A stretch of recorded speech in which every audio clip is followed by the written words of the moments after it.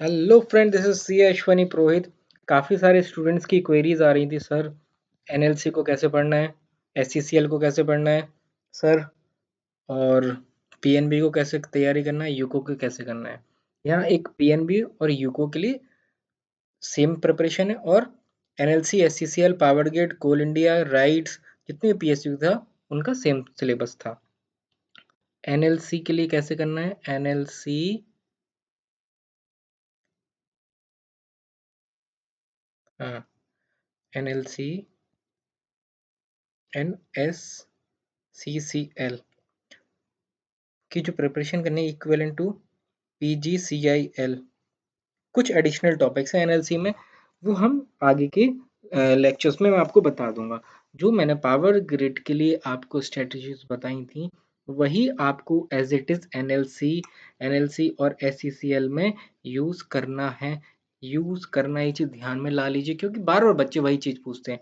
मैं आपको ये चीज बता देता हूँ वापस से, कि जहाँ भी सीए सीएमए लेवल की वैकेंसी होती है, वहाँ लगभग सेम सिलेबस होता है। एमबीए फाइनेंस भी इसमें है एनएलसी में। जितने भी पीएसयू के एग्जाम्स होते हैं इस लेवल पर, सेम लेवल पे होते हैं, मतलब C S C M M B finance equivalent कोई भी एग्जाम होता है, उनका लगभग लगभग सिलेबस सेम होता है।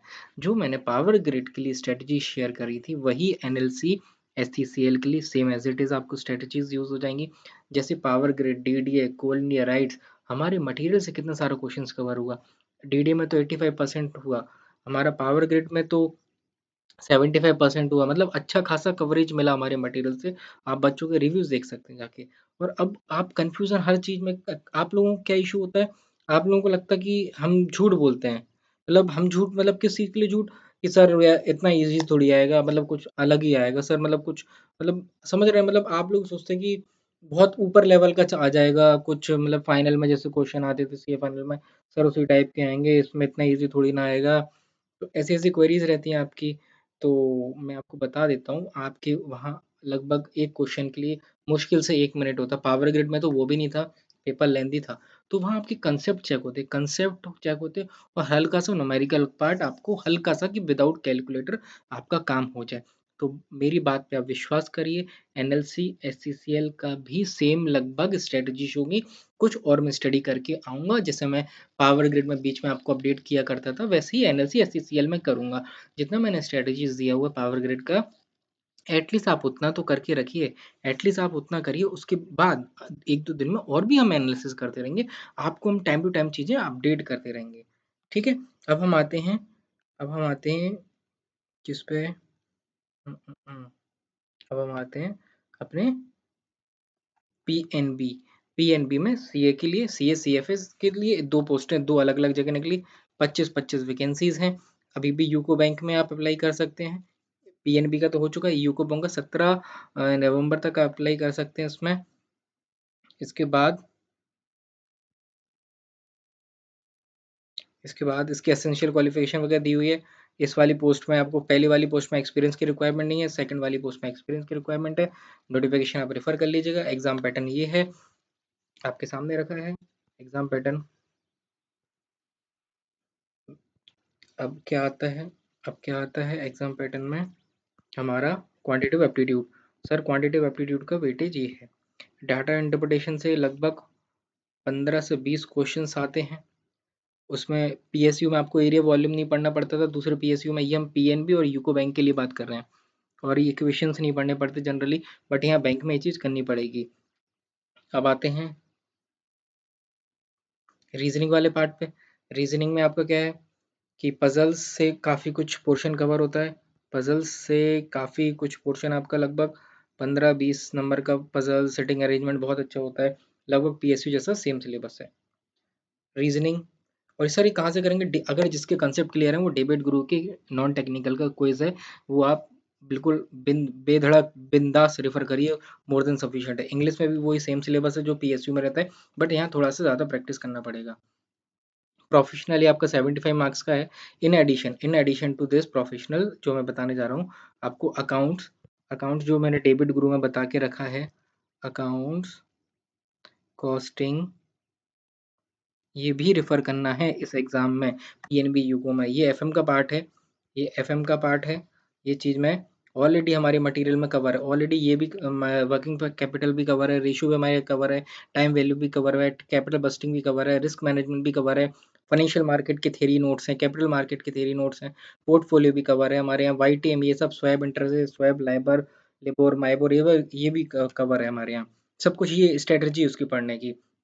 आप बोलेंगे सर स्ट्रेटजी, कई लोग बोलते हैं सर स्ट्रेटजी बताओ स्ट्रेटजी।